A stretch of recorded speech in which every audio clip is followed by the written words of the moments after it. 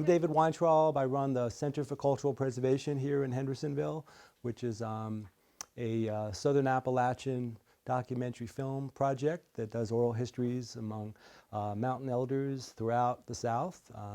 I've been doing oral histories, well, since I was 7 years old, when my mom and dad got me in this little reel-to-reel tape recorder.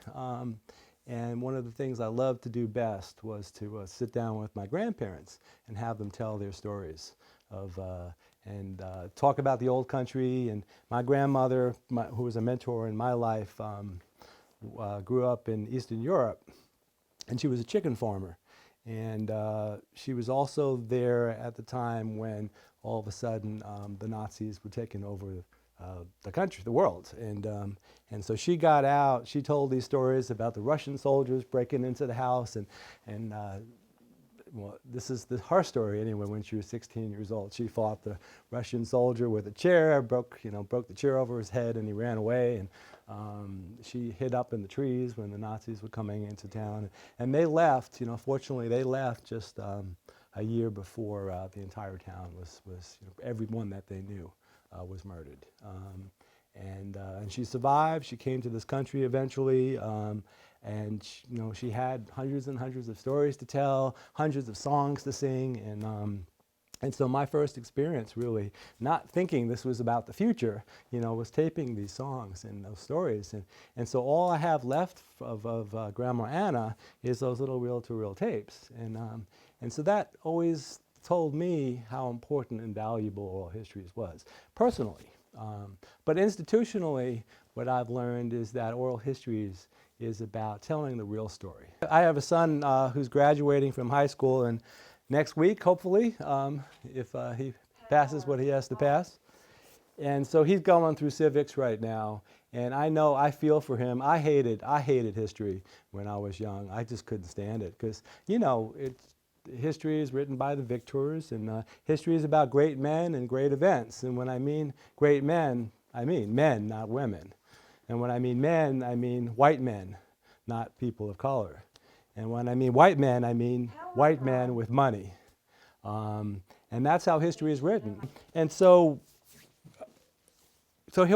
oral history is written by the everyman, right? It's written by the people who live their lives in a community, who experienced the things they experienced, and suffered and celebrated their joys, and they have something to say about how it affected them, and how the community suffered crises and celebrated their successes. And so it's kind of a way of putting those who are marginalized back front and center where they belong. And that to me is why oral history is so very important. You guys have all probably been to Colonial Williamsburg, right? It's kind of like being in a stage set with films like Gone with the Wind, right? Everything is beautiful, and the chandeliers and the pewter silver, and everything is perfect. Except for one thing, it isn't actually the story that how people actually live their lives. If they were going to make Williamsburg the way it was supposed to be, the way it was, not supposed to be, the way it was, it would be mud shacks, right? But they're not going to get a lot of tourists coming in to see mud shacks. So they kind of focus on the 1% and not the 99% of the people who live their lives, both poor whites and poor blacks. And people of all colors. And so oral histories is kind of flipping the script, putting back into prominence the people of a community. And so the way I've done oral histories, and I've done oral history projects in half a dozen states in this country and a few countries in Eastern Europe, I do it in a kind of a grassroots way. Oral histories can also be done more academically. I think this approach to oral history works a whole lot better in these kinds of settings. You can ask questions as we go along. I may defer answering them until later on, but feel free to answer as we go along, ask as we go along, and hopefully I can help bring this home to you. This training guide is the main thing I'm going to do. What I find the best way to teach oral histories is through the apprenticeship method.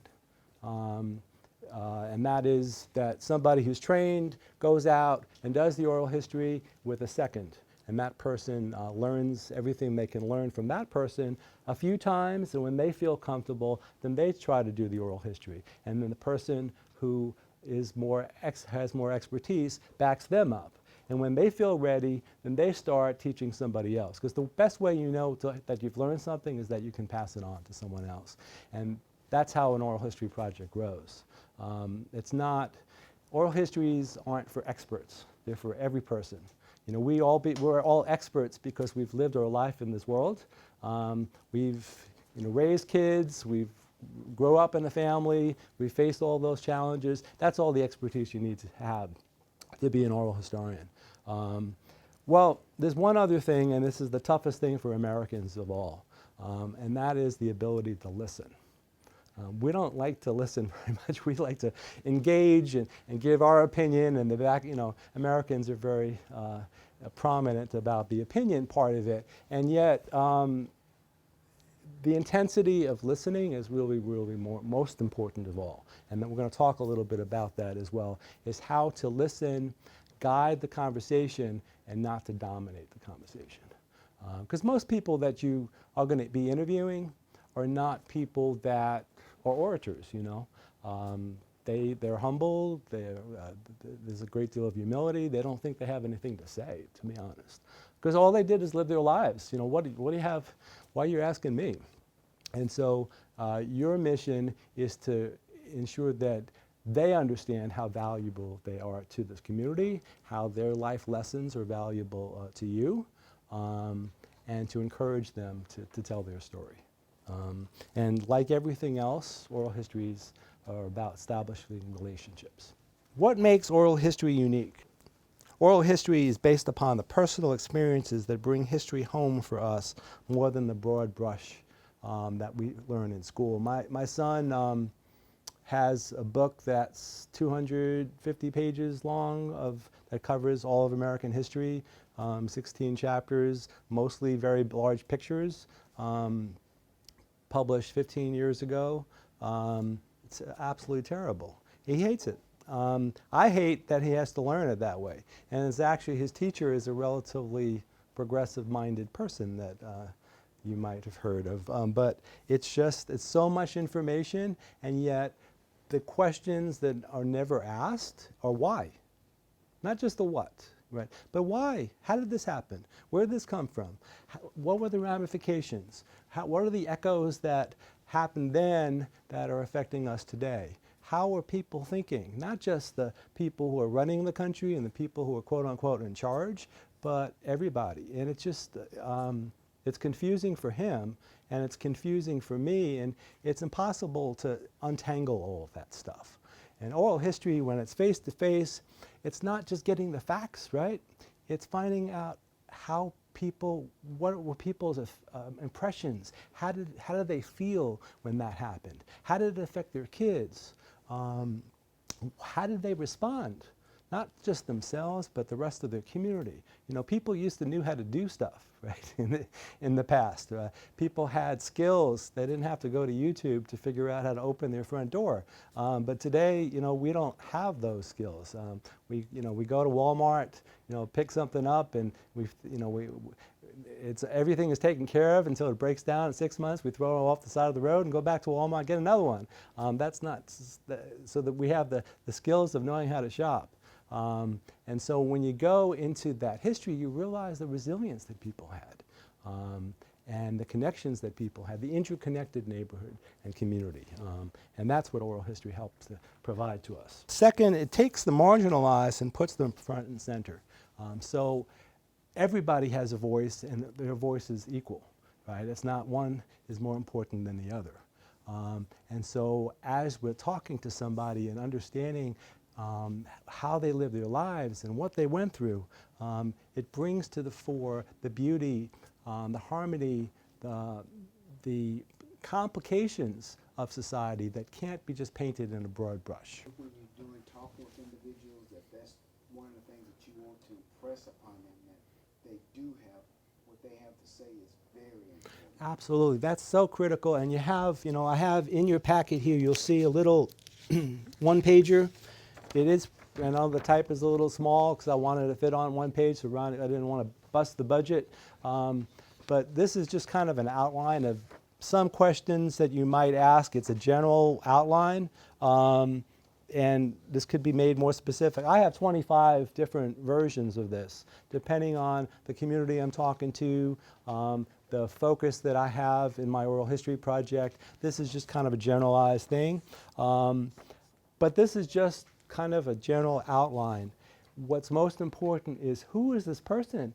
And so, as I said from the outset, when you sit down with an elder, for the most part, they're going to say, I don't have anything to say, right? All I do is live my life, I just got up in the morning and, I put on the cook stove, went to the stream and got the buckets of water and, woke up the kids and made the biscuits and blah, blah, blah. Just those acts of waking up in the morning and doing those things. I mean, we turn on the faucet, put on the microwave. I mean, it's a very different experience, right? And so you're interested in what they have to say, but also that these aren't the experiences that most people have anymore. This is unique and it's different. And there's some valuable thing to learn from that. Because even though things may seem easier today, we've lost a lot from the process of being convenient and being consumers. We've lost our interconnections with each other. And we've lost the ability how to do stuff. Going out in the yard and picking, growing our food and harvesting our food, having that connection with nature, that is so, it's ground shaking, right? Because today we don't have those experiences. And as Carl Sandburg said, societies that don't know where they came from are societies that fall. Societies that don't know how to grow their own food, get their food from thousands of miles away, they fail. You can't survive that way. It's not sustainable. And so oral histories help us come back to the roots of who we are and where we came from and where we're going as a people. And we lose that when the media kind of takes over and we watch all the frivolity on television, and what the media has to say. So here in the mountains, of course, storytelling was a very long tradition here. And that's part of what I love about oral histories too, is hearing the stories.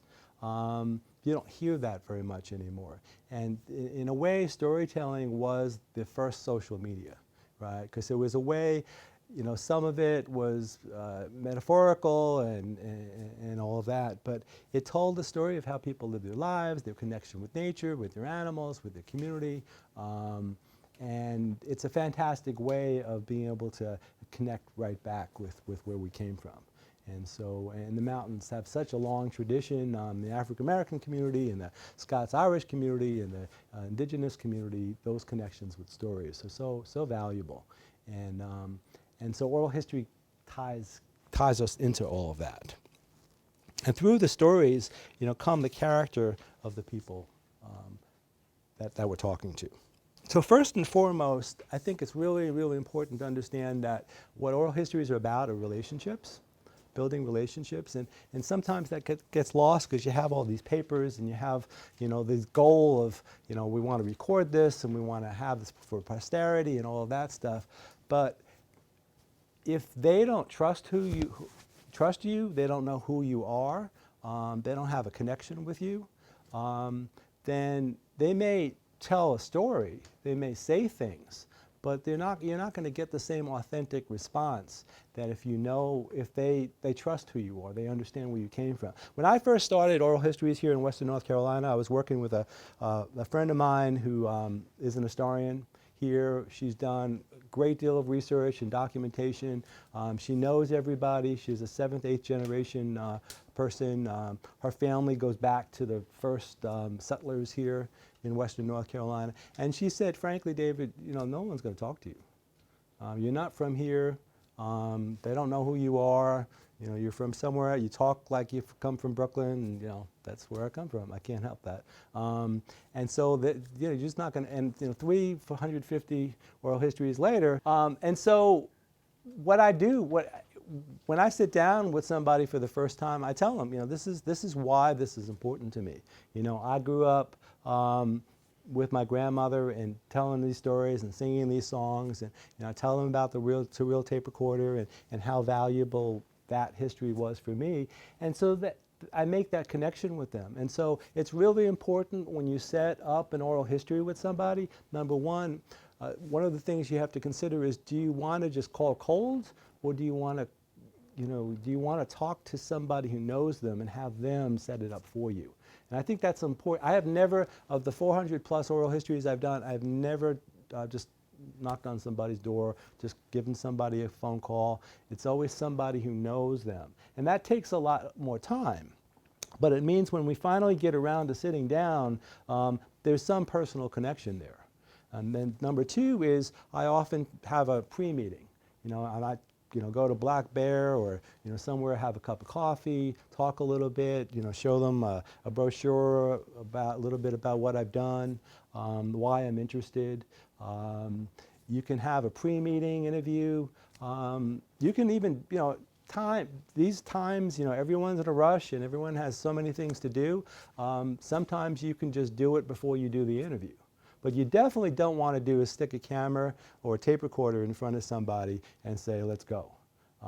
That, you know, you just won't get the response you're looking for. So again, relationships, you know, of the hundreds of people that I've interviewed, many of them have become close friends because, you know, we have these ongoing relationships and ongoing conversations, you know. After the oral history, I tell them what we're going to use it for, and many of my oral histories have become documentary films. The film I just finished last week, which is why we had to cancel this because I was freaking out trying to finish that film, is about moonshine history in the Southern Appalachians. And, you know, many of that's my 40th film. Many of those films, I bring back all the people who were part of that. I have them come do Q&As at the end of the film presentation. We do a whole bunch of programs with them. So that's really, really important. But establishing the relationship is key. Yeah. You actually just answered my Q&A question, but when you're interviewing, do you like the questions that you have here, do you give them to them like a few days ahead of time? Which would probably be, well, maybe not you, well, maybe you, depending on whoever that person you have contact, the individual you're interviewing. Do you, how much in advance do you kind of give them the, That's a great question. You ask them the question, and also, are you, say you're filming them, are you actually in there with them? You know, side by side, kind of what you see in the background right there, like a Q&A, you're just side by side, just asking questions, or you just kind of let them just go? Well, some of that I'm going to answer a little bit later on, but for your first question, which is a really good one, I generally tell them what I'm looking for in general, but I don't give them the specific questions in advance because I find that if I do that, and I have, it's not fresh. You know, when somebody says something for the 15th time, you know, every time you say it, you kind of assume. It's like when you interview a family member, it's the most difficult thing to do is to do an oral history with somebody who knows you really well, right? Because they know how to push all your buttons. They already assume that you know all this stuff about them. And there's certain things that they already know they're not going to say to you because you are who you are, you know. And so, you know, interviewing my mom and dad, I mean, that was the toughest thing I had ever had to do. My grandparents, not quite so much. But telling people all the questions in advance, I think it does give them preparation, but in the same time, it doesn't create the spontaneity. And what I love about oral history is it's spontaneous. People think of things that they wouldn't normally think of. You give them some space and time, and you guide them. There's a lot more that tends to come out through that spontaneity than if they're all prepared. And I know sometimes people are really shy about wanting to an oral history. I find the people that I've had to spend the most time assuring them that it's okay, that they have something to say, that they'll do great. Those are the ones that are the most amazing. There was one lady I remember, it took me 6 times to finally have her sit down with me and do the oral history. I ran out of my battery 3 times. I had to keep coming back because she didn't stop talking. But it took this, those 6 times to prime her, because she raised here, just on the other side of Saluda in a little community called Mountain Page. She had amazing stories to tell, but all she had done, she didn't go to school, but she was one of the smartest people I've ever met. She plowed her field with ox and mules all by herself or with her sister. She used to can food on an open fire. While I was interviewing her, her dog, chased a squirrel and started burying it right under my foot. Groundhog was one of her favorite meals. I mean, it was just a fascinating interview. And it wouldn't have happened if I wasn't both persistent, but also we had established this relationship. And then she was just nonstop. It was just, I had to keep coming back because she had so much to say. But I wouldn't prepare people too much. I'd prepare them enough. You don't want to shock them. You don't want to, but you want to give them a general idea. Like, we're trying to record the history of Black Henderson County. There's so many things that people don't know. There's so much information that's been lost. And I think you have a lot to say. And so I'd love to sit down with you and find out more about your experience. Maybe we can sit down for a few minutes and talk about this, and then set a time for the interview. But I don't think I've ever had to provide all the information. Sometimes they'll ask more, and you can give them a bit more details. But even when it's, some more academic types, they want all the questions in advance so they can study this and research this. And I give them a little bit more, but not much more.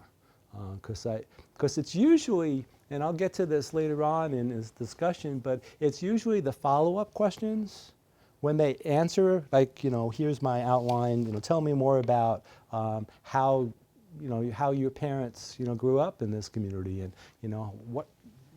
tell me more about the farming experience and all of that. It's the follow-up questions that often get to the meat on the bones. It's not the initial response, but it's the follow-up. And so you have to be a really, really good listener to hear it, but you also have to bring them back, guide them back to what you're trying to get to, because sometimes people can, stray all over the place. So, did I answer your question? Yeah. Okay. And I have more. There's more substance to this as we go along, because there's a lot of. Probably gonna be my next question too. somewhere Okay. in there. Okay. Yes, Crystal. I think he had a good question because when I interviewed my grandmother, Mm-hmm. at the time she was 91, Right. it's good to kind of plan ahead of time because with older people, their day-to-day, how they feel changes. Mm-hmm. So, Sure. so she would call me, she canceled on me so many times. Right. Yeah. But it didn't matter because, I said, she was like, I don't feel good today, let's do this another day. Sure.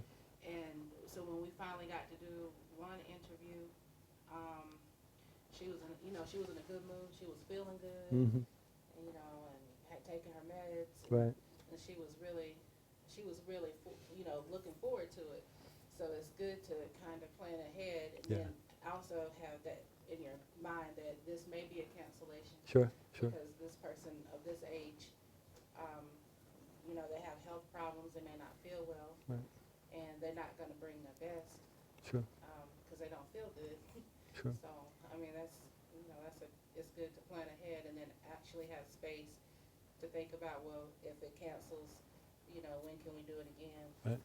Absolutely. And sometimes it's better to do, especially with older people, it's better to do a few smaller interviews than one really long one. And it's something you have to kind of get a feel for the person that you're talking with. For one thing, it's impossible to get somebody's entire life story in one sitting. Impossible. And if you really want to get that whole story, you're probably going to have to do it in parts. Given the funding that I get, my funding tends to be project by project. Like for instance, the Moonshine project, I wasn't just asking about their moonshine history. I was asking about their farming experience and, you know, more about their elders and where they grew up and all that stuff. But it's still kind of centered around the moonshine stuff.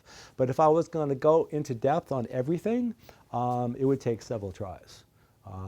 And so, and if that's what your mission is, then you may not necessarily want to tell them we're going to do this in a whole bunch of different stuff, but you probably want to get it going and then try to reschedule some other interviews as well. Because it's just impossible, you know. Anybody who's 60, 70, 80 years old, I mean, there's just too much to tell.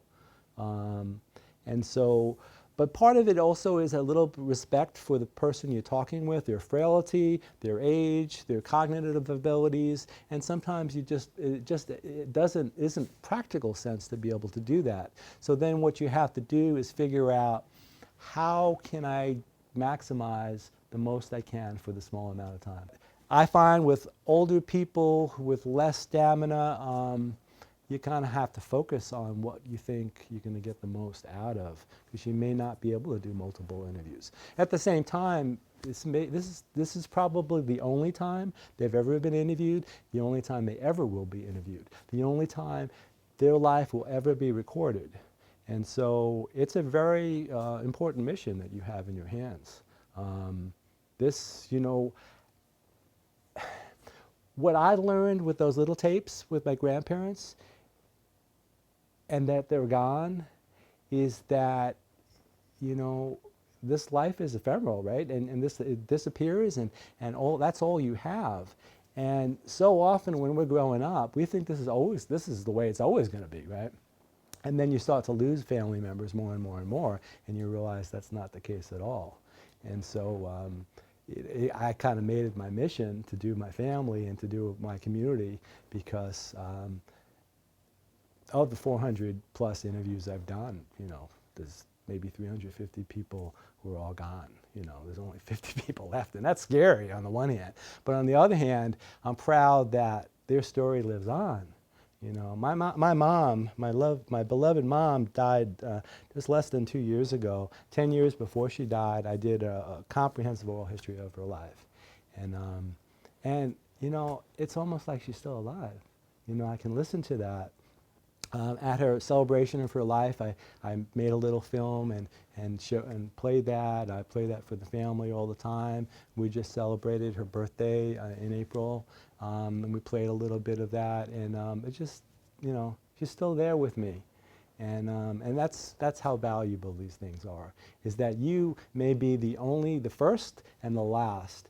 And so what you do is so valuable. This is key. You know, you're an historian, and they're the historian, right? Because they're relaying the story, you're recording the story, you're making sure that they live again, and they continue to live. So, informed consent. There is a consent form here that you'll see. It's called a permission agreement.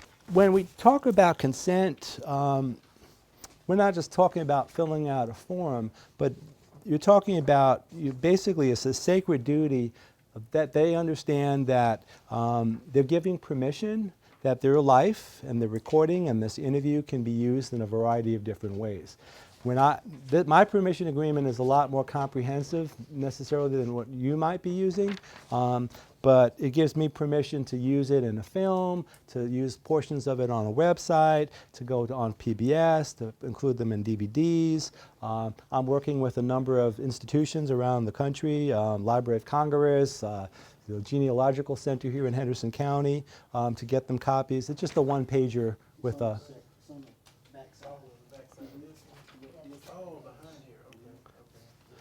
So yeah, you don't necessarily have to read this word for word, but you're just asking them to give you permission to be able to use this entire interview in a variety of different ways. And so they're signing to give you that permission. But also they have to, in every case it may be different. There may be things they've shared with you that they don't want anyone else to know.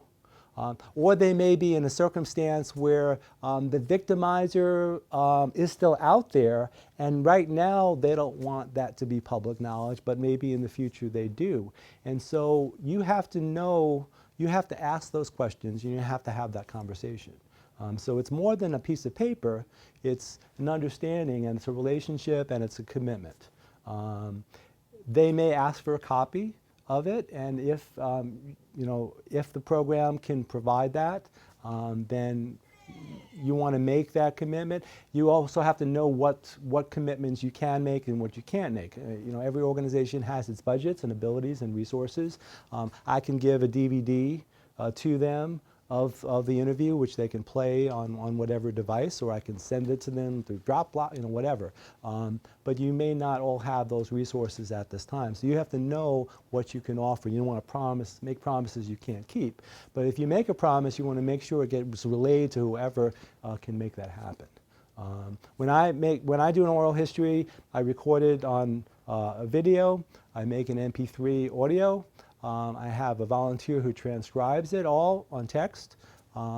We then create a synopsis interview that can, most people aren't going to sit for an hour and listen to an interview, but I kind of create like a short piece, 10, 15, 20 minutes, that can be put up on the website. And then we have the full raw interview that could be used by academics, by people in the community, what have you.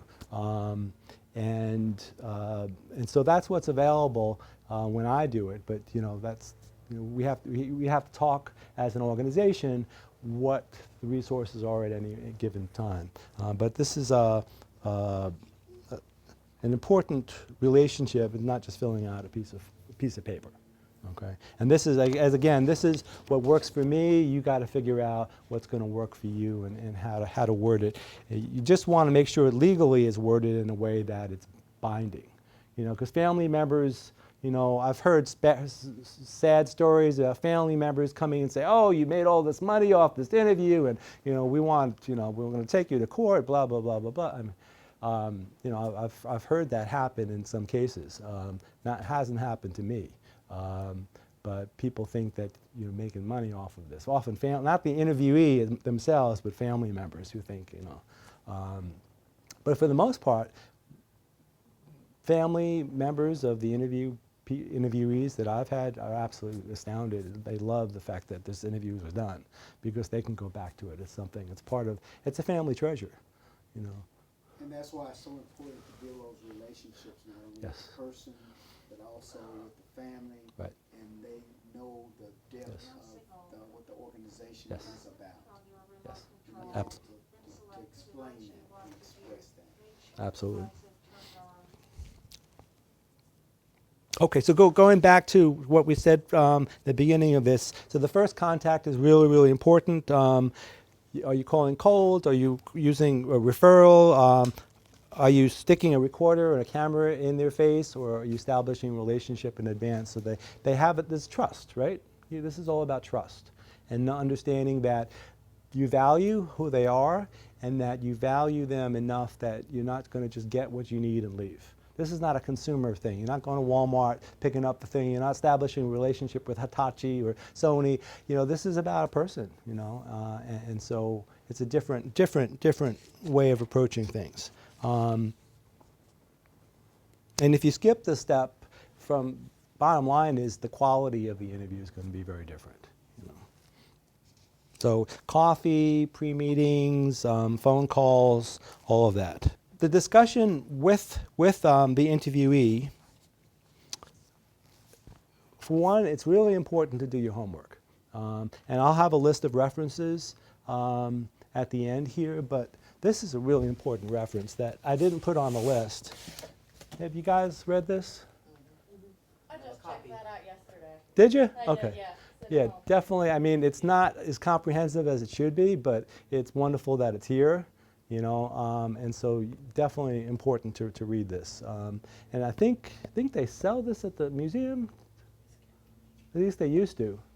They used to, but I think the only copies that we have them. Okay. I think there's only about 5 or 6 more copies. Oh, okay. And it's not in publishing anymore. Wow. Okay. But that's one of the things that we'll be working Okay. on, is to see what we can do to reestablish Wonderful. That would be great. that book. Even if it was just scanned and you made a PDF and made that available to, Okay. But this is. It's going to be on the website. Oh, wonderful. Okay. We've got it Okay, excellent, excellent. But you want to do your homework before these interviews. So not just homework about the history of the community, but to understand who you're interviewing. And so somebody most likely has referred this person to you. So ask some questions, find out more about their history. You know, who they married, where they lived, what kind of work that they did, some of their relationships, what standing they had in the community, all this kind of stuff. So you can tailor whatever outline you have to their lives. That's really important. Also, practicing listening, and so you're there. There's many different schools of thought of oral history. Some people, there's something called deep listening, and you kind of just sit there and they just talk and talk and talk, or not. Deep listening works really good in a therapeutic regime. I don't at all, I'm not a big advocate for it for oral histories, because most people are just not orators, and they don't know what you're looking for. And so an oral historian, their job isn't to talk, isn't to interject their pearls of wisdom, or say, and when they say something, they say, oh yeah, well, when I went to the tailgate market, you're just kind of guiding the conversation. But people tend to need that guidance. Very few people can I sit down and say, tell me about your life, and it just goes on. And it goes on in a way that you're getting the substance of their lives. Most people either say nothing at all, or they kind of go off on tangents. And so you don't want to interrupt people, but you also want to kind of keep it back into the straight and narrow, so you're getting their lives. I had a woman who was very, very religious, and we sat down and started doing the interview, and she was telling me about Jesus and her commitment to the church and her faith, and it was very interesting to hear, but I knew that I would be hearing more about Jesus than about her if we kept this on for the next hour. And so I asked her to sing for me her favorite hymn. And she did, and she did a beautiful job, and then we were able to move on back to her life and her experiences and how she grew up and the things that she faced. And it was a very, very beautiful interview, and when I created a little synopsis of it, I had her singing that song at the end. So it was very, very moving. And I didn't want to interrupt her, but at the same time I knew, she was 89 years old. We were going to have an hour maybe to do the interview, and we were never going to get to who she was. And of course, the church and the relationship with religion and that being part of the culture and community is absolutely important, and that should be part of the interview. But you also want to make sure that it doesn't stray all off on one direction and you miss it. You lose the forest for the trees. On the other hand, sometimes it goes into a direction that you had no idea of, and it has so much substance and beauty, and you've never heard of it before, and it's so valuable that sometimes you say, you know what, maybe that's the story. Maybe we'll just kind of let that go the way it needs to go. And so it's a judgment call. You have limited time, you have age and frailty issues, cognitive issues, exhaustion issues, both for the interviewee and the interviewer. And so you have to kind of judge that. But for the most part, when it goes off on these beautiful tangents, take the scenic trip and then kind of bring it back into where you're heading. And this is practice. And so I highly recommend before you go out and do these oral histories is you practice with each other. And we may not have time to do that today, but I'm happy to come back and to do some supervision of that. But that's really, really important. So your job is to both be a good listener, but also to be a good guide. Oh yeah, go ahead. You can also take like a box of Kleenex Uh-huh. with you. Yes. People will cry in front of Yes. you, and when they start crying, they may say, "That's it. I'm not talking no more," and you have to leave. Or you can have it on hand. Right. Have some Kleenex with you so they can talk it out or cry it out because they have It's a good. emotional release. That's a great suggestion. And sometimes the best thing of all is to just sit there and be quiet and just let them be and give them some space and let them, when they come back to sometimes some beautiful things come from that. So it's really a matter, when we make connections with someone and you establish a relationship with someone, then you know intuitively what the next question is. And often what I do, always have a piece of paper and a pen, and I'm jotting down all my follow-up questions as they're talking, because I don't want to interrupt, I don't want to stop the flow, but I also have all these other things that come to mind, and often I don't get to all of them. But at least I have them there, so when I ask my next question, that's my follow-up. But being a good listener, comes from being a good listener, and also being an empathetic person, right? Because you're making those connections. And when I get to the questions themselves. Now this is really vital. You know how cute it is when you have a married couple is sitting next to each other and they're completing each other's sentences, and they're saying what the other one thought before they thought it, and blah blah blah blah blah. That's wonderful in a marriage. It works terribly in oral history. So for the most part, and nothing is always certainty, but for the most part, you want to interview people one by one. You don't want to do them together. Because also in older relationships, I find usually there's one who blah, blah, blah, blah, blah, blah, blah, blah, and there's one who's kind of silent, doesn't say very much, and you put them together, right, you got the blah, blah, blah, blah, blah, but you don't get the other person. The other person often has as much to say, but they don't when there's that dynamic. So you just want to, and my mechanism for that is I only have one microphone with me. So I can't, I'm hooking somebody up to a microphone. I can't hook two people up to the microphone. And if one person's hooked up, the other one's there, I'm not going to really get the sound all that good. So, it's always better to try to do it just one by one. And even though sometimes I have some hesitation about that, I've never had somebody say, no, I absolutely won't do it that way. In some cases, you might find that if there's a dynamic where somebody, and you really won't get this until you've had those pre-interview meetings, in some cases you want that person in another room, because they're not going to speak their mind. And I'm not just saying a spousal situation, it may just be friends, community people. You may want to have that person in another room. Usually what I find, people will come together, they'll be in the interview and they'll be sitting back. They know all the questions that you're asking, and so the second and third interview sometimes is a lot easier because they already have some context because they've seen the interview occur. But you really want, and sometimes also it's helpful for older couples, is you have that person prompting them. Because their mind is a little fuzzy and the other person remembers, and so they can say, remember, that happened actually in, in Flat Rock, it wasn't in, Henderson, or whatever. So sometimes it's helpful to have that kind of thing, but you want to kind of separate people for the most part. Now I say for the most part because in the film that I just completed, there was a family of 9 brothers and sisters, and they were all moonshiners, right? And there was, I think 6 of them were still alive, and 3 of them were willing to interview. And I just thought it was so important to have that interdynamic, even if they stepped on each other's words, just to kind of hear that dynamic of these moonshine family together. And so I had them together, and I interviewed them together. I did do some separate interviews as well, but on camera, it was having them together because it was valuable to have that. But for the most part, I think it's much more important to get people's individual stories. And everyone is an individual. Remember, if you're child number 1 or child number 12, you have your own story. You have your own experience. You have your own vantage point. And you don't want to minimize that by doing these joint interviews that tend to kind of dilute what they have to say. And it may just be that you do the interviews on different days.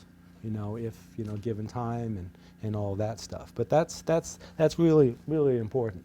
Question. So yeah. when you did the group interviews with the moonshiners, did you do them separate first, or did you do them? I did them separate first, actually. I went to their job site. They were all doing construction, and they did moonshine on the side.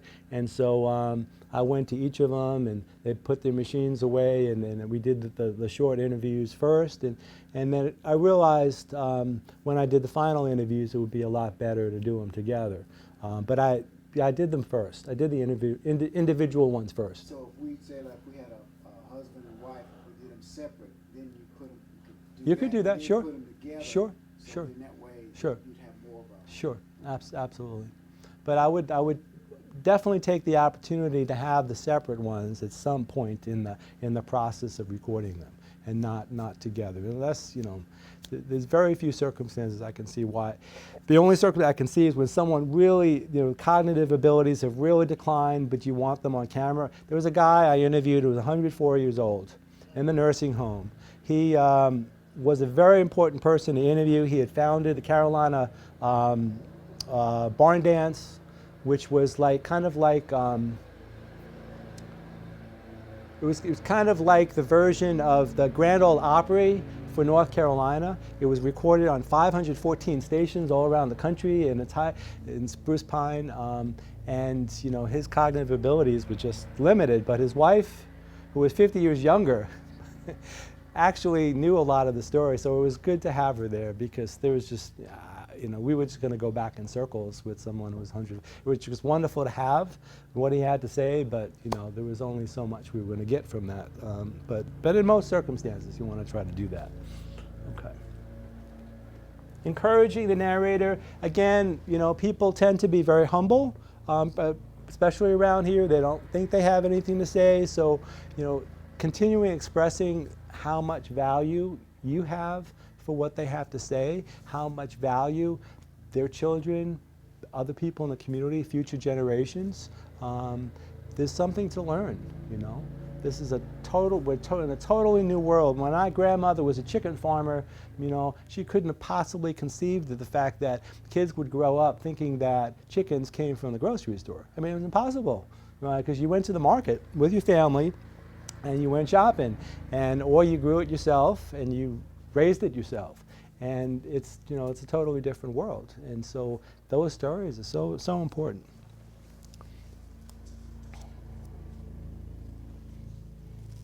I got a question. Sure. Just listening to what people in the room said, seems to be a real desire to get some of the hard truths out there about what life is really like about Americans in Hendersonville. Yes.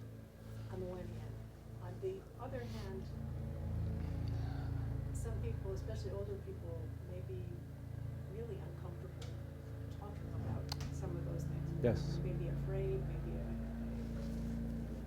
maybe just a lot of reasons. Right. People who caused the problems are still around in town. It's a Right. small community. Right. People know each other. Mhm. How do you get past that? Are You may not.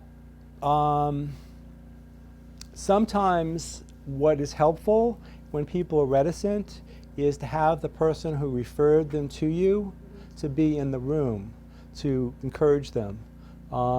Sometimes it may happen after a multitude of interviews. It may take a few.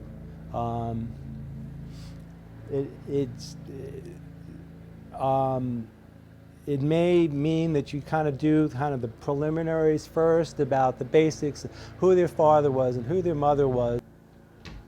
There was an oral history project, I don't know if you're aware of this, in the Mountain Home community that was attempted a number of years back in the African American community. It wasn't Mountain Home, it was, Fletcher. but there was a, what's that? Brickton, thank you, Brickton. It was attempted, and I don't know if you guys were a part of that at all, but it was a complete flop, and they didn't have trained people who understood empathy and understood how to work with them, and so they just assumed that people in Brickton just weren't going to talk to anybody. And maybe that's true, but my experience is that they didn't know what they were doing. And they had people from the community involved in those interviews? it was Actually relate? yeah, and it wasn't. No, it was some white people from the legal community who thought it would be a good idea, who wanted to cover Fletcher, and they thought Brickton was, nobody knew anything about it. But you're right, there wasn't a personal connection, there wasn't a relation, all the things we've just kind of talked about. And so people said, nobody referred them to, somebody who knew. So it was like, when an outsider comes and asks you questions, it's like the government is here to save you. You know, we're the government. We're here to help you. You know, you get that kind of response. You slam the door and you run for the hills. And so, and I try to intervene when I heard about it, and the person who had the money, who was going to fund it, I said, let's try it again in a different way, and it just never happened. Oh, I'm sorry. We have to change some batteries in the camera, so I thought this might be a good time to take a break. Plus, it'll give him a chance to Stretch get out. yourselves, get the grass cut, and we'll come back in a couple of minutes. But did that help to answer the question? Okay. Yeah. It's helpful. it's a long process, and you can't get through that necessarily in one interview, and you may not get through it at all.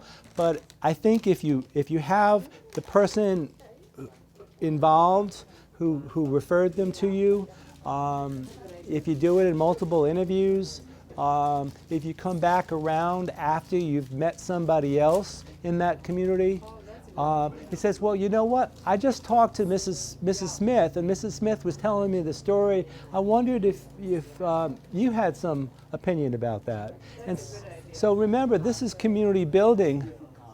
This is community building. So it's not just about that person, but it's about the whole involvement of the whole community. So sometimes you can find your way back. But okay. So I just want to. I didn't mean to give you any short shrift. So if there's, No, okay. that's perfect, thank you. Are there any things that any remaining questions at this point that you want to deal with before we go on further? Like for married couples, if you ask the same amount of questions, so if you ask the husband 5 questions, ask the wife 5 questions.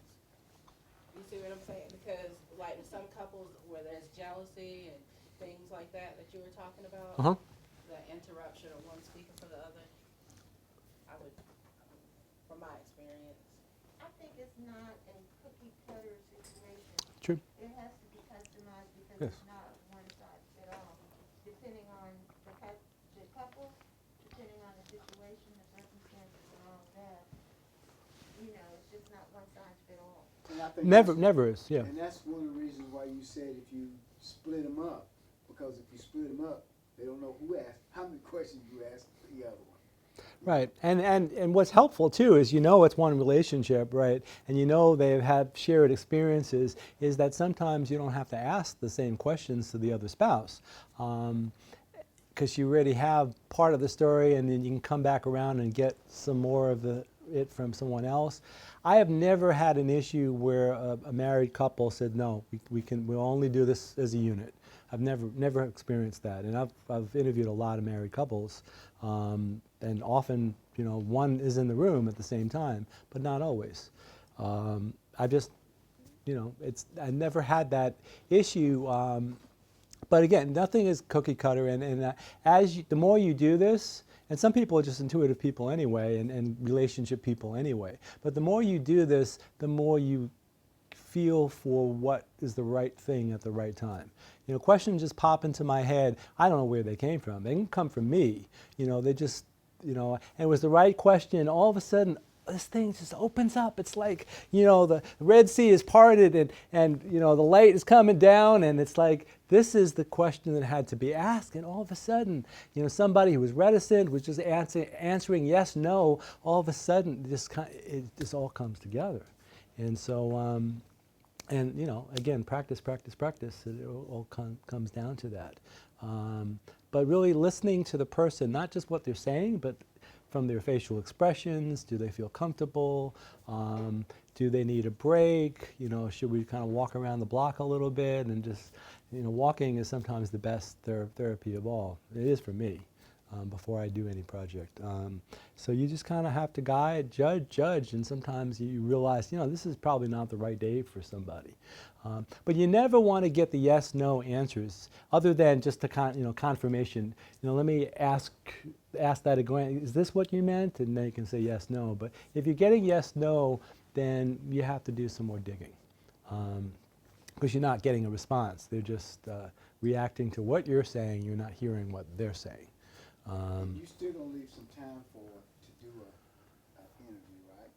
I hope so. Yeah, yeah. 'Cause that, I mean, even though, I mean, that might be something that they can see. Yeah. that we can see. Yes, yes, And it would answer yes. a lot of the questions Yes. that you're gonna get ready to. Absolutely, ask. absolutely, So absolutely. we have some. If you guys had to stay a little longer than 2 hours, is that a problem? Or it was 2 hours?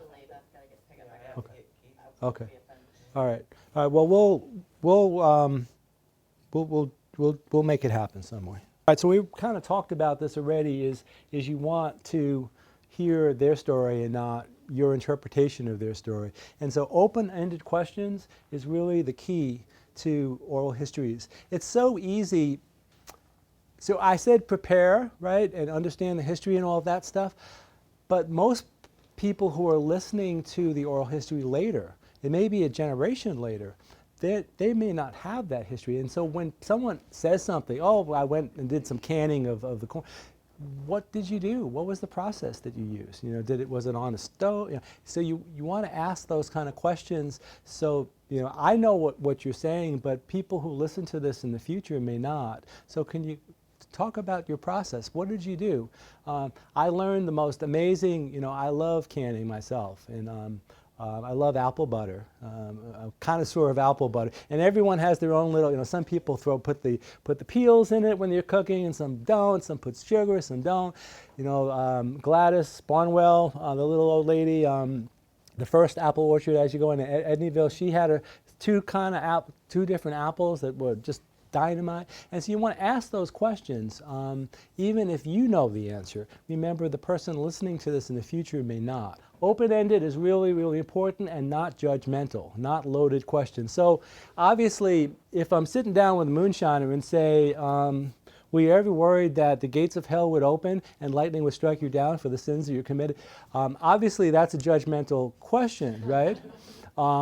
Clearly. But if I asked, like, did you ever feel shame for being a moonshiner? That's still a judgmental question, right? But there is some kernel of reality to the question, but you want to say that in a way that doesn't put them on the defensive or isn't judgmental. Like, for instance, you know, some of the people I've interviewed, some of the kids of moonshiners I've interviewed have told me that they felt bad that their daddy was a moonshiner. I just wondered what you thought about that. And then so you kind of get back around, because there was this, some people were defiant, moonshiners were defiant and said, I don't care, you know, I was putting food on the table. And that's all that was important. And it was the government that made it illegal. But moonshine was perfectly legal for most of the history of this country until after the Civil War. And all of a sudden the government realized, you know, we can get taxes from this. And so the poor farmers, you know, it forced them underground. And so, and then all of a sudden the church got, even though it was perfectly fine to drink, you know, there was a point in time where all of a sudden the churches got involved and it became a moral issue, and then you couldn't drink, you know, and so drinking went underground besides moonshine going underground. And so there was the shame issue that permeated certain families, and other families were completely defiant and said, you know, we did what we had to do to survive and put food on the table. And so it's an interesting question, but you want to approach the question like that in a way that doesn't make it judgmental, right?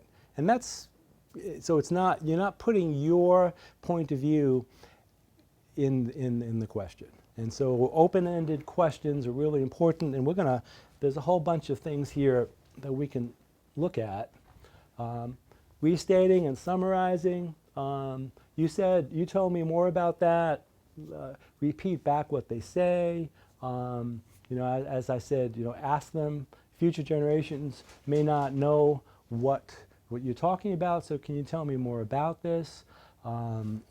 If you go to page, go to page 5. And if you didn't number your pages, you can paying for it right now.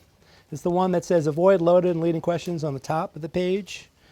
You know, it kind of gives you a little rundown of how to ask questions that are biased versus not biased.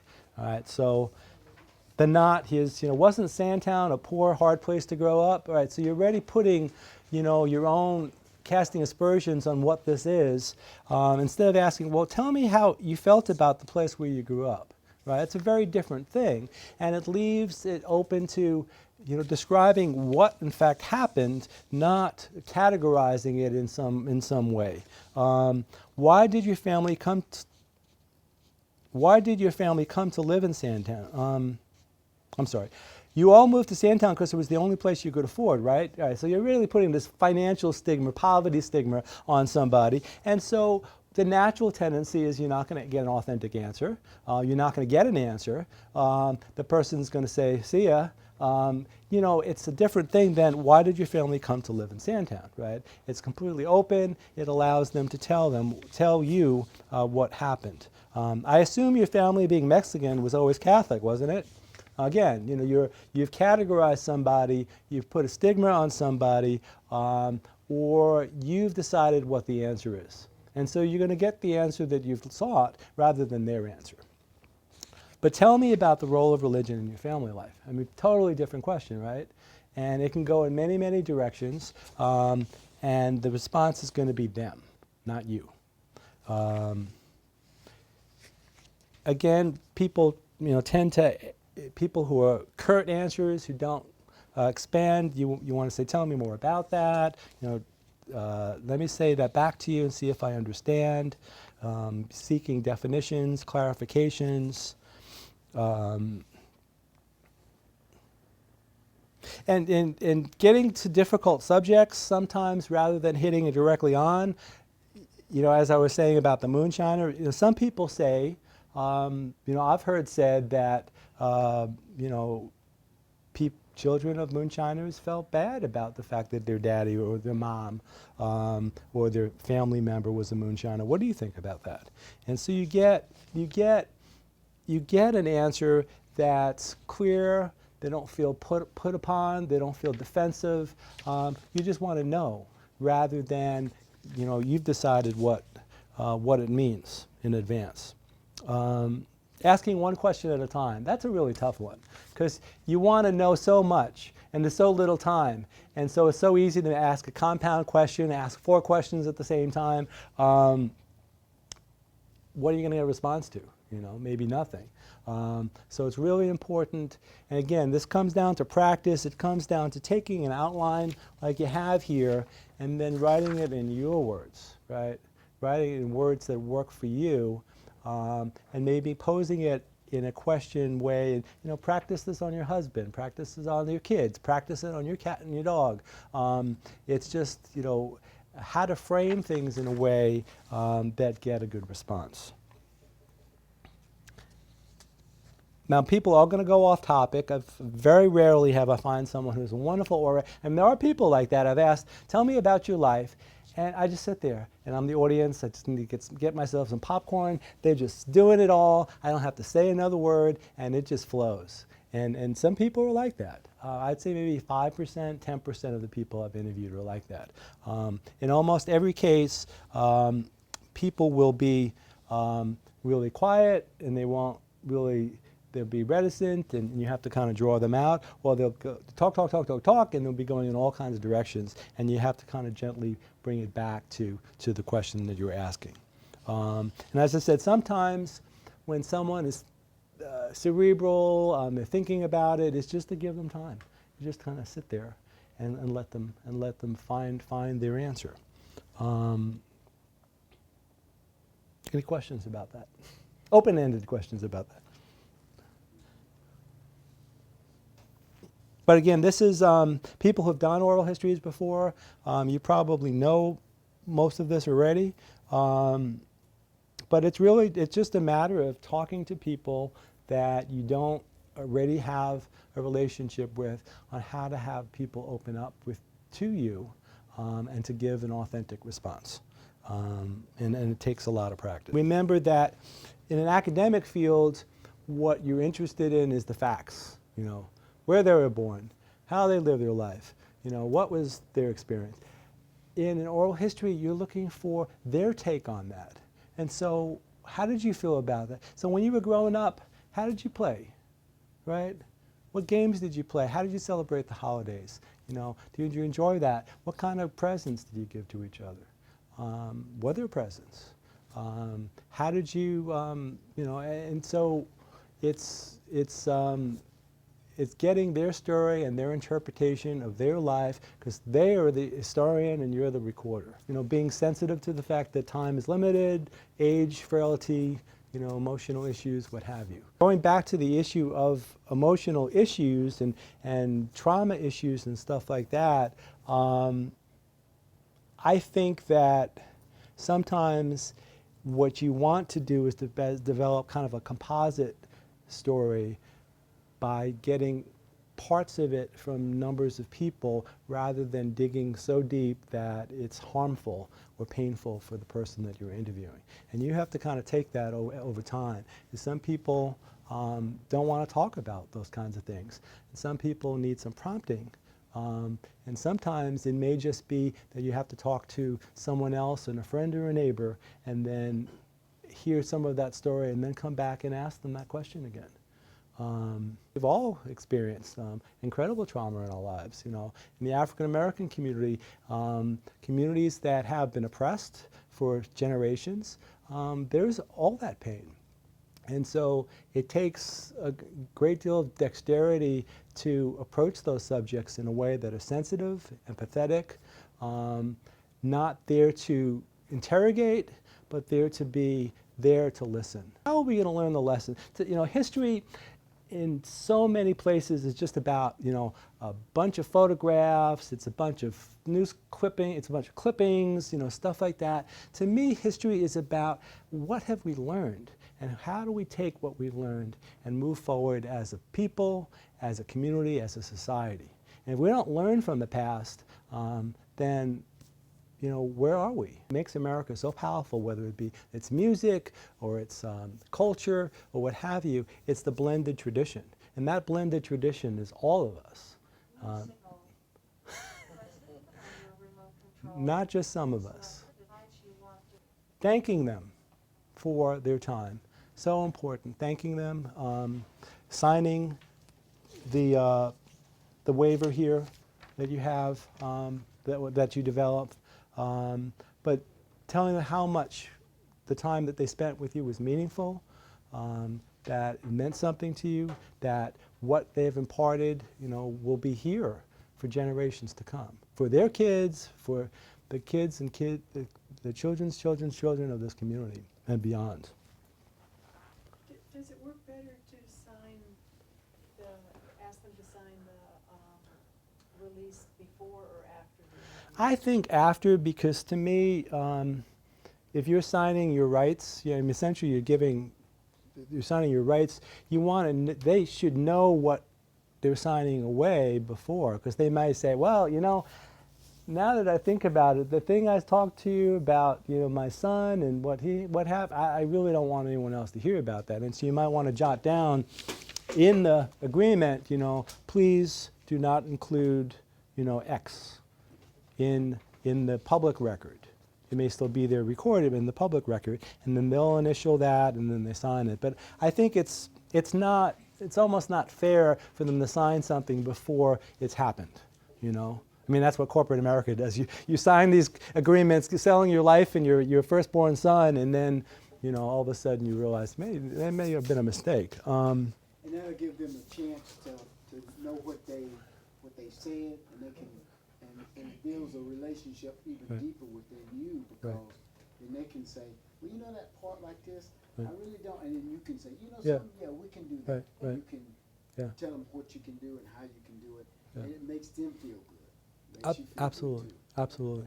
So yeah, I would always do that at the end.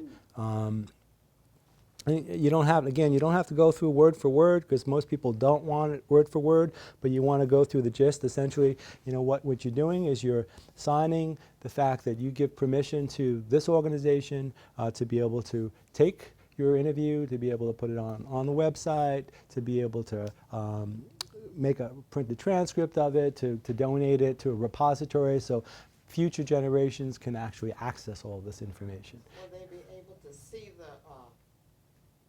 before you edit it? Or are you going to let the individual see what the tape before you edit it?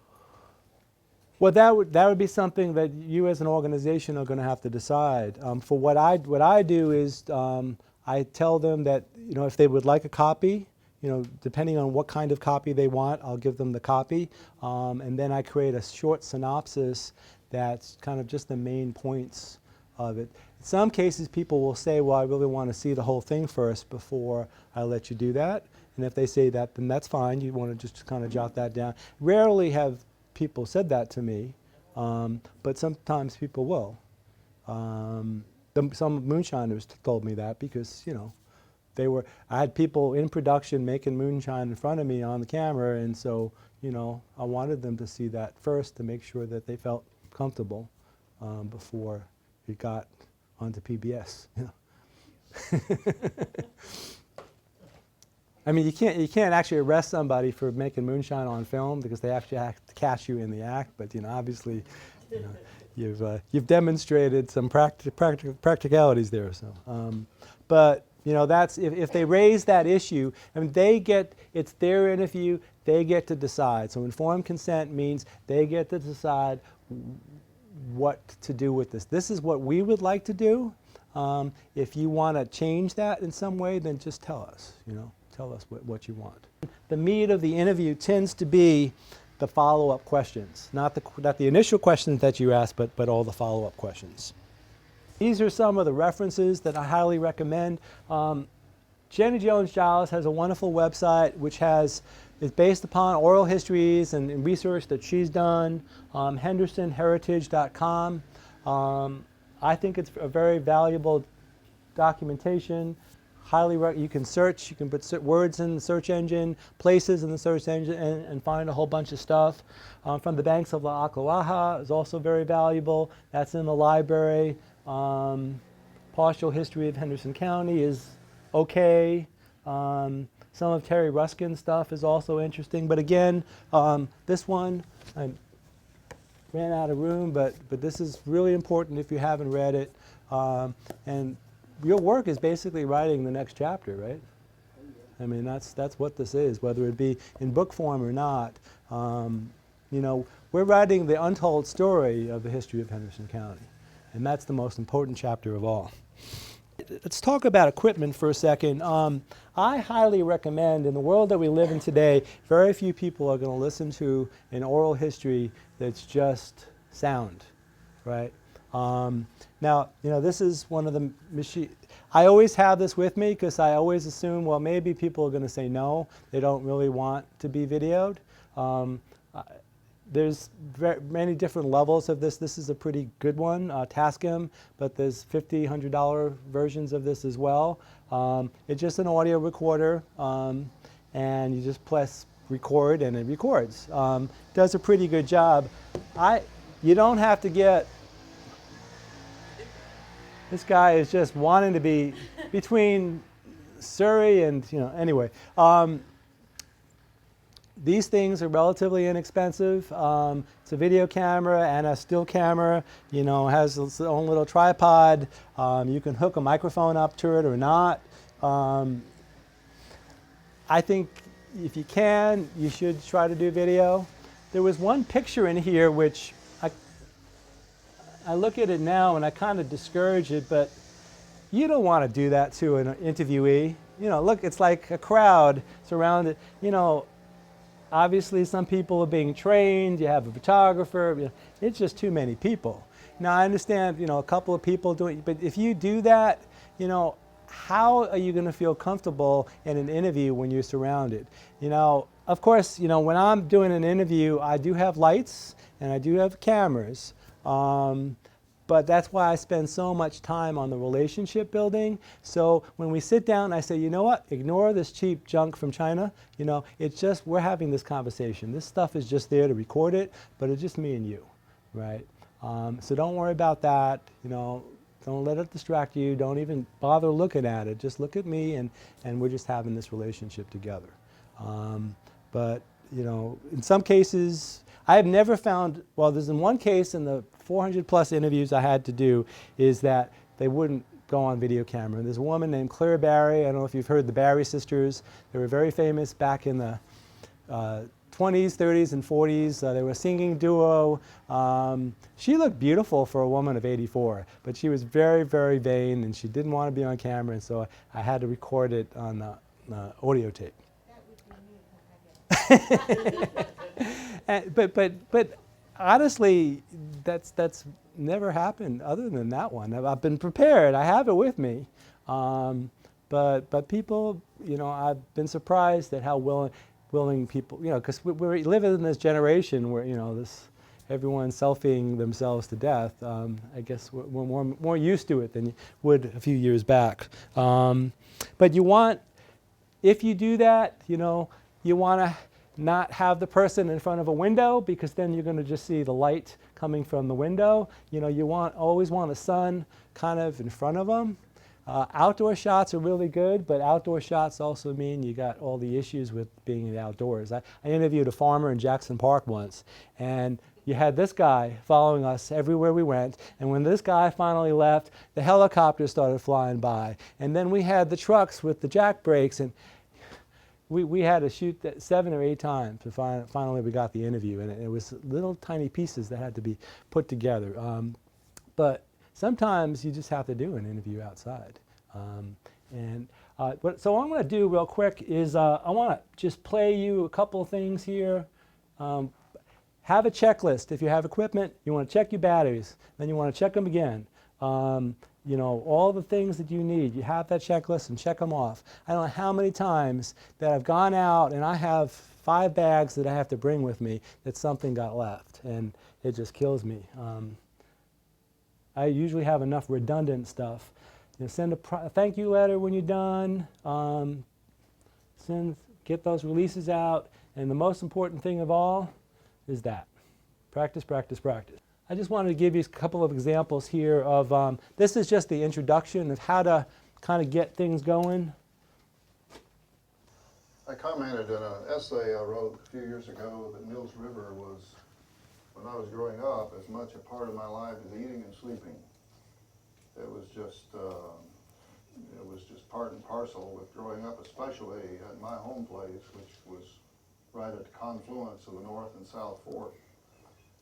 So practically everything that happened had something to do with the river. The bottomlands were created by the river where we did our farming, the corn part of it. And we fished in it, we bathed in it, we swam in it in the summer. As I mentioned earlier, I trapped for fur-bearing animals on its banks, went hunting, cut firewood at the river. And on the other hand, the river was somewhat taken for granted in terms of water quality issues that are of concern nowadays. So we just kind of started off with a general question. Just tell me a little bit about who you are. I had 2 brothers and 1 sister, and my mom and daddy, and we was raised on a farm. We had about, one time we had Daddy had 100 and some acres of land, and him and his 2 brothers bought 320 acres of land down there together, and they divided it. And then after us 4 kids got upgrown, my uncle, he lives in Cleveland, and he worked on the railroad. He had his leg broke. He got so he couldn't work, and he was on the farm. Well, I was a Logan, and I'm a Avery now. I'm on Logan Avery. And I growed up on Cedar Creek, way back in the mountains, way back down there. And we kind of had a hard time, but it was a good life then and everything. And my dad, he worked us out for people, you know. We had mules and cows, and he'd work us out for the other people. And all day long, sometimes we'd work, and people would give us a nickel or 25 cents. And after we'd done worked all day, and about didn't get nothing. And then we'd go home crying. My daddy would say, "Quit that crying." Said, "You got enough to get some pinto beans with?" Said, "We'll get some pinto beans, and we'll have beans tomorrow," and everything. So we quit crying. And the next day, same old thing. He'd send us back again. We'd work in the fields and plant greens and plow, the old mule. Mule so poor he couldn't pull the plow. Sometimes we'd have to help the mule push the plow. And Daddy sent us one time to get some groceries at the grocery store. And we went down there to get the groceries. Wound up carrying the groceries and leading the mule because he was so poor he couldn't carry us. And we'd come on back home, just give out and everything. So we'd go back home. And it's an amazing story, and I highly recommend on our website, saveculture.org, which is on that brochure. There's about 40, 50 synopses of interviews that you can watch to get the feel. But we have a few minutes left, and I wanted to kind of just do a little oral history here with you, and then take any last-minute questions. Maybe I should take your questions now. One quick question. Yeah. I think a lot of us have seen this interview, and it's just tremendous. How much time was the initial interview, and how long did it take you to edit it down to what it is? Well, it took a while to interview with Alma. Alma, I don't know how many you know Alma. She's an amazing woman, and she used to be at the tailgate market every week. I'm sorry. It took a while, though, for her to want to sit down with me. And so remember I told you about the person who referred you sitting down. And so she came with me. Jenny Jones-Giles is the one who introduced me. And so she came to the interview. She prompted her to get started. And when she started, I mean, she was... So this interview went for about an hour and a half.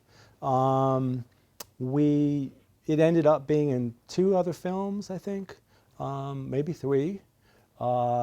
This synopsis itself is 11, it's about 12, 13 minutes long. To edit it, I mean, I've been editing for a while, but it took me probably an hour and a half or so. She had a lot of photographs. A lot of people don't have photographs, but she had a lot of photographs, which was really nice. So we were able to insert that in there. She sings at the end, which is really so cool. But to me, she's a... So the editing takes at least as long, and if maybe more than... Oh, well, for a documentary film, it's like a volume of, for an hour film, 60-minute film, it usually takes me about 60 hours, sometimes 100 hours to, but then, I'm dealing with 25 to 50 interviews, music, getting B-roll footage, archival footage. It's a long, extended process. For something like this, it's a whole lot easier. It's just one person, it's one story. The first step is transcribing. And sometimes some people don't want to be oral historians. This is a lot of work, and it's hard. Transcribing is a lot of work too, but it's a lot easier. And when you transcribe, essentially, I always recommend 2 pieces of equipment, one to play and one to type on, And so it can be on a phone, you can play it on the phone, and then you can type on whatever device you have. And it takes a couple hours to do that. But once I have the transcription, then I can look at it and kind of figure out, well, this is kind of the meat of the story. This is what I think people who want to see the whole thing, there'll be some archive where they can find it. But this is not kind of the meat of the story. And so the transcription adds another few hours to it. But once I have the transcription and I have the pictures all together, then, a couple hours to do it. Yeah. But, if you start new at editing, it could take a whole lot longer than that. So, any other questions before we kind of do a quick interview here? Thank you so much for sitting down with me today.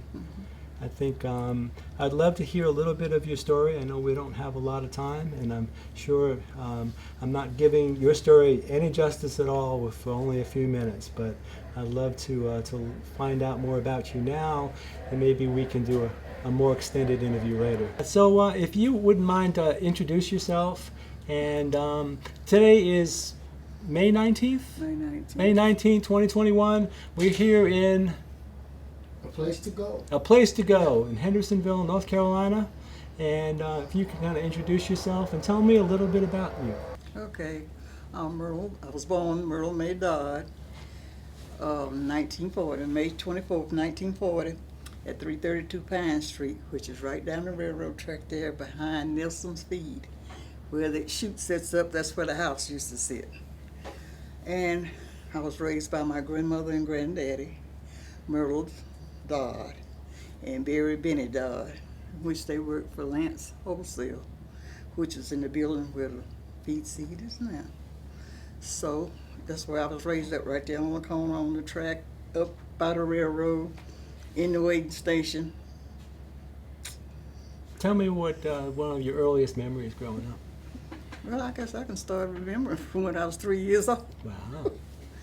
When I was 3 years old, my mom was pregnant with my sister, and I remember they made me get on the train to go to Spartanburg to be with her in case she went into labor while my stepfather was at work.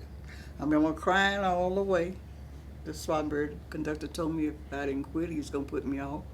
And I told him I didn't care because my mama lived right beside the railroad track. I thought that was the only track in the world. Right up 7th Avenue, across 7th Avenue here. But then I was raised here and I went to high school here. And then in 1957, I left and went to Greer, South Carolina, and I stayed about a year and 4 months. And I came back and got married. I had my first baby in 59. I got married in 60. And then I left and I stayed in Arden for about a couple of months. Then I came back to Henderson, stayed with my grandmother again. And then I moved over there on 4th Avenue, right across, right below Holt's Hosiery there, on that corner, that last corner they cleared there. I lived there for about a year and a half, then I moved to Asheville here in Chris. Then back to Hendersonville, and I've been back to Hendersonville ever since. Tell me a little bit about your grandparents. You know, what did they do? Okay, my granddaddy, he works for Lance, which was the wholesale company. He was like a truck driver and stocker or whatever. And my grandmother, she sewed. She sewed and she worked for different people in this area like Mayor Edwards and different people like that. And that's what she did. Did you have a garden? Yeah, they had a little garden. And I had all my aunts, and they came up here from South Carolina, my grandma's sisters. And it used to be a place called Bill Anderson's down, I guess that's Grove Street, but right across the railroad track there. And Mr. Bill had a auto thing, and my Uncle Jack worked for him. And right there where the Social Security office is, I guess that's Allen Street. Down there used to be Mr. Homer Davis. Him and his mama had a house down there, and we had pigs down there. So we'd go down to the Anderson garage and wait on him, and then we all go feed the pigs. So we had pigs, we had a cow in the backyard, we had chickens, and it was just a few people that stayed right there for that railroad. It was about 3 houses down beside the railroad. Then when you hit 5th Avenue, all the way up to Grove Street was black. And down Pine Street when you block back, and then when you block up until you got to the whole soldier, all that was black people. And you knowed everybody, and everybody knowed you in that little community. Very close-knit community. David, yeah, I think the battery went dead. Oh, did it? Yeah, it just went black. Oh, went black. Okay. Well, we're still recording on the other card, so don't worry about it. So, did the community or did your grandparents have like a smokehouse to keep the? Yeah, they had a little thing out there where they kill hogs. They would smoke the meat. And I can remember they used to grind sausage up and can sausage, like you can get it in that Beverly. That's but nothing like that. Yeah. And did they do that just for themselves, or did they also sell? Just kind of like for themselves. Okay. Like I said, my Uncle Jack, he worked for Bill Anderson, and then later on, you know, they turned that into Superior Laundry. Laundry was there, and my grandmother pressed for them, and it was good days. My granddad used to bring me boxes of candy. That pecan roll, I can't stand that thing to the day. But you liked it then? I was a little fat, chubby girl. Oh, yeah. And then in 1949, my grandmother left my grandfather and we moved to Peacock Town. What's called Peacock Town. No signal. Press input on your remote control, then select the device you want to view. Make sure the device is Suri turned wants us to do an oral history power with her next. off. And after we moved to Peacock Town, My mama went to work for A.H. Houston Furniture Company. She was housekeeper. You know, we had a garden in the backyard. And we lived right there on 715 First Avenue West. But now they call it Historic West Side. I don't know who changed it. So you're talking about this kind of sense of community. So tell me what was different then than it is now. I mean, what were the things that you think have happy memories about in terms of the connection that people The have? safety, because everybody knew you and you knew everybody. You know, you didn't know no strangers. If somebody come in this town in less than a month, everybody knew where they come from, who they were related to, where they worked, you know, like all that. And we would be up on the corner by Pilgrim's Funeral, which is up on 3rd and Whittier. And my grandmama could go on the porch and call me, "Marilyn!" And when I come down the street, all them old ladies would tell me the same thing. Your grandmother is calling you. Your grandmother is calling you. And I just get next door to Miss Rankin. She said, "Don't you hear your grandmama calling you?" And you better not say nothing. You know, like how these children get smart with you now. If you got smart, you got a whooping you wouldn't believe. Yeah, it was just better. It was just better surrounded. And just like, you know, you even knew the people out of your neighborhood. I even knew his grandmother where she stayed. And you're like Miss Alberta Mooney, you know, she used to be the Girl Scout teacher. She had us back in that spring trying to make us drink that water. I don't drink water till the day the mountain nothing, you know. It was just good. And so if someone got sick or hurt or something like that, how did the community respond? Everybody was there for you when somebody died, you know, or whatever. And just like I say, all the older people you knew them. You knew who they were. You know, it just wasn't no stranger. Like now, I live down here in Green Meadow. I go out the door and you might see somebody standing there. You don't know who it is, where they come from, and they looking at you like, "What you doing here?" And I've been here all my life, you know. So it's just. You miss that? Yes, I do. Yes, I do. You didn't have all loud noise and people standing in front of your door. If somebody was in your yard or in front of your door, they was in your house, they come to see you, you know. But it's not like that no more. Tell me a little bit about maybe the community celebrations that people have if someone was born or there is, some happy occasion or even a sad occasion. Like the ladies across the street, Miss Landrum, Miss Lydia Landrum, she was a beautician. Miss Ozzie Landrum, she was a cook. And she had something like a boarding house where she served meals, you know. And the little ladies in that organization, Miss T. Pull and all of them, they used to have what they call a silver tea. We sat there on the step and watch them, you know, they would be raising money for their little organization and stuff. And just like Miss Kathleen, she lived right up the street. The lady that wrote that book, she lived right up the street from her. I babysitted for her at some point in life. Miss Evelyn Washington, she was a nurse. She stayed on the corner. Her daddy stayed down the street there behind Tippy Cresswell. And you just knew everybody. Mr. Briscoe Mooney, I could name 50 people in here, and nobody in here wouldn't know who I was talking about. Just older people. I'm going to cut it here just because I know people's time is valuable, but I would love to continue this soon if maybe we can get together at some point here or wherever to. Okay. I just wanted to bring everybody else in and say, I ask if people had any questions about just, this is just the beginning, obviously. I find oral histories, between 45 minutes and an hour and a half are usually a good time. Sometimes you can't do more than 15, and sometimes you do 3 hours. But I know I'm exhausted after about an hour and a half, and usually the person I'm talking to, as well, we're talking gibberish to each other, and I don't know what the camera's picking up. And then you might want to just, go to another part 2 if you need to. But any questions that come? Any questions about? I've heard the story over and over again from my mom. Well, I'm not just talking about Miss Myrtle, but just the idea of oral histories themselves, or it's if you've never done one before, it's daunting to start. I just I had the little reel-to-reel playing since I was 7, so I kind of just jump into it because I just love it, and I learn so much.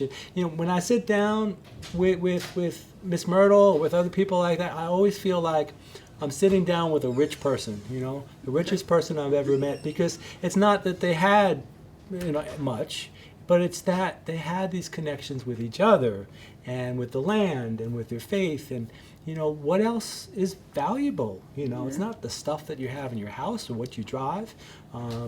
You know, the rich people that you know, it's your relationships, right?